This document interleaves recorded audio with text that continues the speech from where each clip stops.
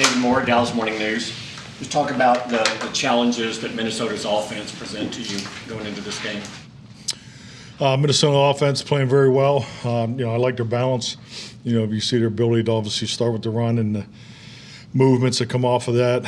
So very well coordinated. You look at the South Scout, they obviously do that, very well coached. So, the perimeter players, you look at receiver, tight end, quarterback, running back. So, they got very good distribution of talent and experience. So, it's an excellent challenge for our defense. Todd Archer with ESPN. What do you anticipate? I know it's just a walkthrough, but what do you anticipate from Zeke today? And how does 2 games in 4 days impact his ability? We're really, focusing on all the guys coming out of this last week's game to, come back and work today. So, Zeke will be part of it today. And the 2 games in 4 days, does that play whether he goes this week? If he's ready to play this week, we're going to play him. Clarence Hill for Star Telegram. You signed Callaway and McKinley. Can you just talk about what they bring, what they still have? Yeah, definitely. Going back to training camp, we had a chance to meet with Tack up in Oxnard. So just really glad he's here. Obviously he's had a path of recovery, and had the opportunity in Tennessee and LA. So obviously has experience in Dan's system. And a number of guys that he's worked with over in Atlanta. So I think he's a great fit for us. And Callaway's a young man that I've obviously had a chance to watch from afar in Cleveland. Is really coming off of a kind of a rehab type situation, and so he had a good workout last week. So and also Brock, we signed a center too. So it's always good to add players to your program. What was the injury Callaway was recovering from? I couldn't tell you. I don't know if this is. I think it might have been his knee. Mike Jory, Yahoo Sports. You mentioned a little bit about the Vikings offense. How different is the offense from last year, and in what ways? There's some similarities, clearly. It starts with the outside zone in the keep game, and you got Gary Kubiak and now O'Connell as far as his experiences but they're all different. I think they did do a really good job stressing your defensive structure and adjustments. So. They're playing on time. They're in sync. I like the tempo that they play with. I think Kurt's playing at a high level. He's been very consistent all year. So Jefferson is, obviously the catch he had just utterly ridiculous, but his numbers are, extremely high. He's having a great year. So, and then obviously TJ is a nice addition for them. We've already competed against him, so it's a good offense. Hey, Coach. Patrick Walker, DallasCowboys.com. Last week you said that James Washington will probably need another week because of the way the schedule is going. Is the addition of Callaway a signal that he might need more time, or was it just things? No, they're totally opposite. Yeah, there's no correlation between Callaway and James. Is Washington still on pace to be? He's getting better. It's getting better. I think it's just a matter of when. Yep. Calvin Watkins, Dallas Morning News. Today, some of your players talked about being angry and that kind of thing, something similar like we talked about on Monday. How do you make sure they channel that in the right direction? I don't have a concern about that. Actually, we just had a leadership council meeting and talked about probably some of the things that you talked about in your discussions in the media. So, I believe in the principle, of conflict is good because it brings resolve and resolution to situations. And frankly, talked about it with the team today, and our leaders in the locker room. I think it's just a healthy opportunity to grow. Michael Gelfand, Dallas Morning News. Deron Bland's personality is kind of more quiet, easygoing. In your experience, what's the challenge of getting strong communication on the field out of someone who that might not feed into his natural temperament? Yeah, I can see why you asked the question, but he has been as focused and as detailed as a rookie that I've seen. You go back to we talked about him in the rookie orientation. And he came in was so impressive just the way he picked it up. It's just like anything. Your best communicators are your most confident individuals, and confidence comes through repetition, education, and repetition, and really over and over. So I think I'm not as worried about his his personality, because I mean he's I don't see it as a challenge for him at all. Skyler Dixon with the AP. How do you think CD's handled the number one role this year, and how does a game like last week help in the growth in that role? I think he's handled it, frankly, just the way he's done everything since he arrived here. I'm super competitive, loves football. I think he's incredibly tough. So yeah, I mean, CD just wants to be great. So he doesn't change. That's a huge asset. He's the same personality every day, same work ethic. So I think I thought he had a very productive game. I thought, it was an excellent game based on numbers, but, we both know that there's a little more out there for him. So, and he's made the right stuff because, like I said, he wants it. So I think he's handled it very well. Anthony Brown, you've said in the past, doesn't get a whole lot of credit outside of the building. What do you think his presence, though, does mean when he's on the field, and then what his void means when he's not?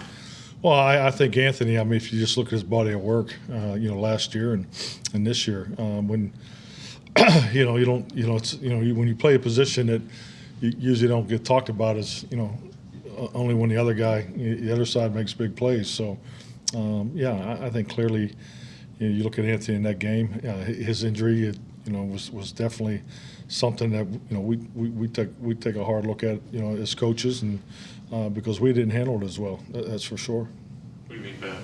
Well, just the production that they were to have, and we had some things, particularly in schematically adjustments. Your younger players don't get all the reps, and just wasn't as clean communication. Some things you've already touched on. Mike, with Dak, where do you think his timing is? It's week 10 of a season, but for him, it's week 5. Yeah, good point. I think he's practiced very well. I think sometimes, I always take a lot of pride in being on top of the little things. But when we got on the plane to go up to Green Bay, you had the same, pretty much the same stewardess on your charter flights, and number one was like, oh wow, we haven't seen you guys for over a month. So I mean, you haven't played on the road. I don't think Dak's has played a road game, especially a road outside game, and since Philadelphia last year. So I mean, just all those little things. Is an excuse? No, but I mean, these are just coming on our 2 worst games this year. As far as penalties, and the mental challenge has been coming out of bye weeks. And I'm talking about the bye week going into Tampa, and the bye week going into Green Bay. So. And statistics tell you that. I mean, we talked about it as a team on Monday when we came back from it, that we got to really get back in to get our mind speed, pace of operation, get back on the horse and get ready to play, full speed. Because, there's a lot of benefits for being off a week. But, one thing about when you are on a 4, 5, 6, 7 week run, your process is revving, and that's why we moved the schedule today to make sure we can get back after it full speed, Thursday, Friday, Saturday going into Minnesota, and then we'll do our Thanksgiving schedule next week. How did you feel about the run-pass distribution on Sunday? Tilted more toward the passing game than we've seen this season? Yeah, no, I definitely know the numbers. I think, we went into the game, we wanted to be as close to balance as possible. I think when you look at the most important quarter, because, I've gone back and looked at it, the run-pass ratio, because, they were driving in the third quarter and scored in the beginning of the fourth quarter to make it a 7-point game. So, unfortunately, that last drive is, those 2 runs were taken away, but I count those because we called them. So, I think you have some of that tilts it, and, ideally, if you want to play mathematics criticism, 3 or 4 more runs would probably been perfect. But I think you look at those 2 at the end of the game, because the way the game was called there, and frankly, I'm reminded Kellen of that, because I think we all have tendencies, and I think we're doing a much better job, especially him, as being in tune with Sel Scott, not only in games, but because we all do it after games. So, but yeah, you always want to have a few more runs. I don't think I've ever called a game where I said, boy, I wish I'd have ran it 3 or 4 more times. Luke Gifford obviously was highly productive on special teams Sunday. 5 tackles. Yeah. Well, that's like important, right? No doubt. Yeah. I've never seen a guy have 5 tackles, so on special teams in one game. He He has another stat, as many offensive snaps as he does defensive this season. What's the guy, what does his path look like to more opportunity on defense, or is it just his role? And I'll tell you, you got me. That's not in my self, Scott. So I was not aware of that. So good job. I think it really, I think it's a compliment. I think it points to his flexibility. I think he's a heck of a linebacker. He's instinctive. He's really grown on me since the first year. You know, I think he doesn't get I'm glad he's on our team. I'll say that. I don't think he is recognized for, you know, when the plays that he makes. I mean, I think he's a dynamic special teams player. So I think he's a much better athlete than I think people realize.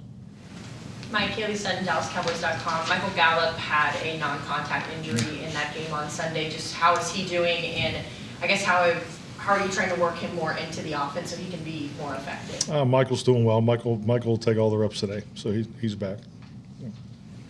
John Michaud, The Athletic.